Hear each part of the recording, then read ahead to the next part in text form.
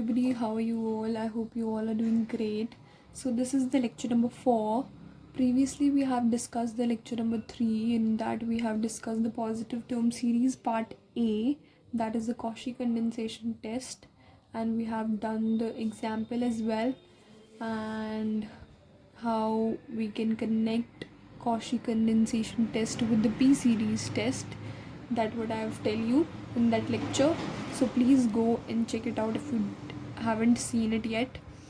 And now we are heading towards the part B, matlab the next test, which was the Pringsham's theorem. I guess I'm doing the correct pronunciation. If I'm wrong, do correct me.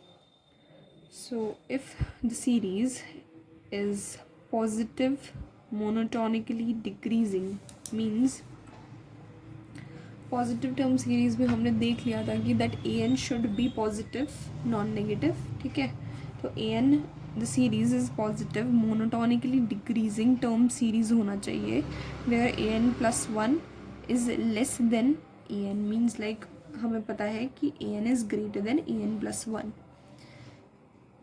Okay, then the necessary condition for convergent of series an is that limit n tends to infinity n of into में an is equals to 0. This is known as the Pringsham's theorem.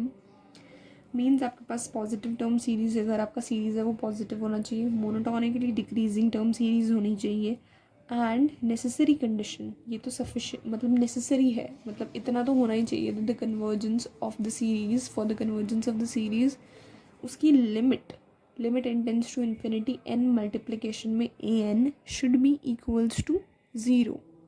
This is what the Pringsheim's theorem tells us. Now the converse of this theorem need not to be true. Okay, so अब ये जो definition हमने प्रिंगशम्स theorem में सीखा है, अब उसको हम एग्जाम्पल्स में अप्लाई करके देखते हैं. So this is the sequence which a n 1 divided by n log N.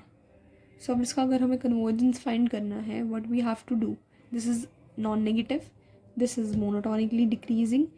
ठीक है, ये तो देख के ही पता चल रहा है क्योंकि 1/n जो भी टर्म्स होते हैं वो सारी मोनोटोनिकली डिक्रीजिंग होती ही हैं, एंड ये पॉजिटिव भी है. सो अब लिमिट चेक करते हैं, क्योंकि पॉजिटिव हो गया, डिक्रीजिंग हो गया, अब सिर्फ लिमिट बची है. तो limit is n tends to infinity n multiplication में a n means n divided by n log n. N से एन कैंसिल आउट हो गया. Limit is n tends to infinity 1/log n. अब limit n tends to infinity करेंगे तो log infinity is equals to 0. Denominator में log into infinity is equals to infinity 1/infinity. Like log infinity is equals to infinity, ये 1 में था तो 1/infinity is always 0. So but series an is divergent by p series test. हमने ये बोला था कि p series test की 1/n to the power p terms is convergent when p is greater than 1. Okay, is convergent if p is greater than 1, तभी we can say that this series is convergent. but यहाँ पर limit 0 आ रही है, but the series is divergent. So now we are doing the converse need not to be true counter example which says that अगर हमारे पास an हमारे पास 1/n log n है, तो converse कर रहे हैं, हमें लिमिट पहले निकालनी पड़ेगी. Limit is n tends to infinity n into a n is equals to n divided by n log n आ जाएगा. n से n कैंसिल आउट हो गया. Limit is n tends to infinity 1/log n आ जाएगा, जिसकी limit वो log infinity हो गया which is equals to 1/infinity which is equals to 0. तो log इसकी लिमिट 0 पर जा रही है. But this series is divergent by p series test, क्योंकि n to the power p देखते हैं, यहाँ पर p 1 है तो p 1 होता है तो वो डाइवर्जेंट होती है. तो this series is divergent, so the converse is not true. So this is the counter example used for the Pringsheim's theorem to contradict. So this is the contradiction example. Now we are doing with another example where the series sine of 1 by n to the power p. So by Princeton's theorem tells us that this is non-negative and the series is monotonically decreasing. So limit n into my sine 1 by np, limit as n tends to infinity n. So what we have done, we have multiplied and divide by n to the power p. तो sign 1 by np ये हमने divide करा और ये हमने divide किया and ये हमने मल्टीप्लाई किया. So n divided by n to the power p ये हमारा 1 बन जाएगा, क्योंकि हमने ये एक पढ़ा हुआ है सीक्वेंस में कि साइन x बाय x होता तो वो 1 हो जाता है.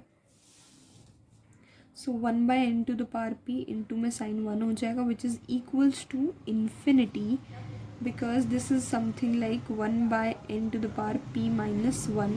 So this is something like infinity, which is not equals to 0 for 0 which is less than p which is less than 1. So this series is directly divergent. So this is not equals to 0. हमें चाहिए होता है प्रिंशन्स theorem में कि वो zero मतलब वो limit उसकी ज़ीरो आए, but here it is not equals to 0, so this is divergent. मतलब अगर आप यहाँ पर कोई और अगर हम P1 लेते हैं, कोई भी P लीजिए, इस एक स्टैंडर्ड फॉर्म में हम इसको और सिंपलर करके समझते हैं. That series of sine 1 by n ले लेते हैं, that is P is are 1. अब प्रिंशन्स थ्योरम लगाते हैं जो हमें बोलता है कि अगर इसकी ये नॉन नेगेटिव है, मोनोटोनिकली डिक्रीजिंग है, तो इसकी लिमिट लगाइए जो कि 0 आनी चाहिए. तो साइन 1 by n लगा लेते हैं. ठीक है, this is we are applying over here which would be equals to limit as n tends to infinity. We are applying it 1 sine 1 by n. Divide में ले गए 1 n को, 1 डिवाइड में ले गया 1 by n हो गया, जो कि हमारे पास ये वाला फॉर्म आ गया which would be equals to 1. So this is not equals to 0. So for p equals to 1 this is not convergent, जो कि हमारा p सीरीज टेस्ट भी यही बोलता है हमें. ओके, अब हम p equals to 2 ले लेते हैं.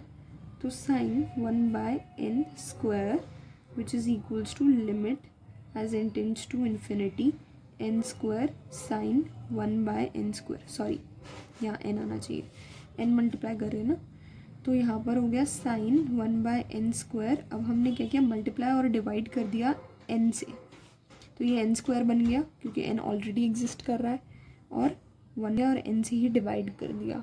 तो अब हमने क्या किया, यहाँ पर 1 by n हो गया हमारे पास, इनटू में साइन 1 by n स्क्वायर हो गया divided by 1 by n square हो गया, जो कि ये वाला फॉर्म बन गया. That is known as 1 by n. तो हमारे पास लिमिट भी थी, limit as n tends to infinity which is equals to 0. तो अब ये लिमिट इक्वल्स टू 0 के आ गई, means that this is convergent by the Pringsheim's theorem, you can say. Okay, I hope you got it what I am trying to say over here in this question. ये standard p के लिए है, आप कुछ भी p equals to 1 करके कर सकते हैं, p लेस देन 1 करके भी कर सकते हैं. The same question you can also do. So you can check the difference for p equals to 1 and for p equals to 2. Equal is limit is 0 and here the limit is not equals to 0. So for p it is not convergent, for p equals to 2 it is, yes, it is convergent.